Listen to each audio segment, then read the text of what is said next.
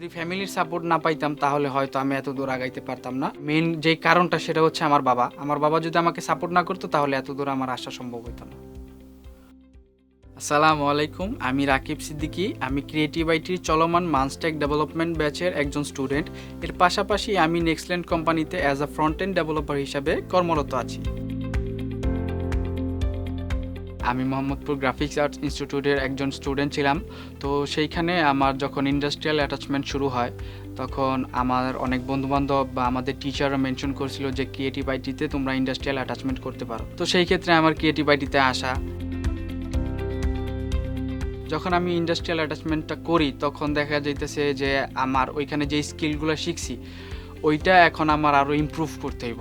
এখন যেই ডিজিটাল নতুন নতুন টেকনোলজি আসতেছে তার সাথে তাল মিলিয়ে আমার চলতে হবে। দেখলাম মানস্টেক ডেভেলপমেন্টের চাহিদা খুব বেশি, তো সেই ক্ষেত্রেই আমার আর কি মানস্টেকে ভর্তি হওয়া।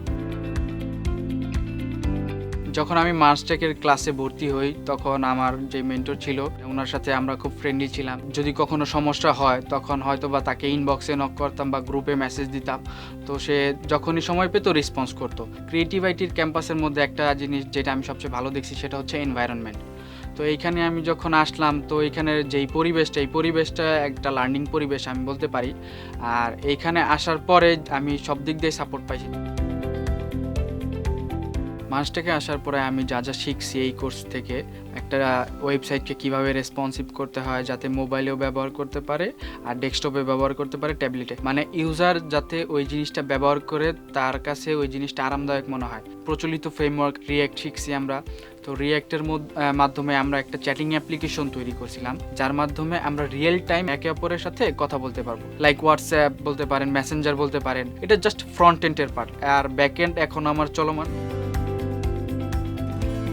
সিপিডির একটা ক্লাস হয় আমাদের, তো সেইখান থেকে আমি বিভিন্ন ধরনের আইডিয়া নিই, সেভাবে আমি রেজিউমি তৈরি করি। একটা সার্কুলার দেখি, তো সেই সার্কুলারে যখন আমি অ্যাপ্লাই করি, তো অ্যাপ্লাই করার 1 মাস পরে যখন ডেডলাইন শেষ হয় তখন আমি হঠাৎ করে একটা মানে আমার ইমেলে নোটিফিকেশন আসে যে এরকম একটা কোম্পানিতে আপনি সিলেক্টেড হয়েছেন, আপনার একটা ইন্টারভিউ নেওয়া হবে, সেটা হচ্ছে রিমোট। আমি যে এত দূর আসতে পারছি এর পিছনে মূল কারণ হচ্ছে আমার ফ্যামিলি। আমার ফ্যামিলি থেকে আমি খুব ভালো সাপোর্ট পাইছি, বিশেষ করে আমার আব্বু, যে কিনা নিজে পরিশ্রম করে তার অর্থ দিয়ে আমাকে এবং ক্রিয়েটিভ আইটির উপর বিশ্বাস করে আমাকে একটা এরকম অপরচুনিটি নিতে সাহায্য করেছে। এর জন্য আমি তার প্রতি খুবই কৃতজ্ঞ। আর যদি ফ্যামিলির সাপোর্ট না পাইতাম তাহলে হয়তো আমি এত দূর আগাইতে পারতাম না।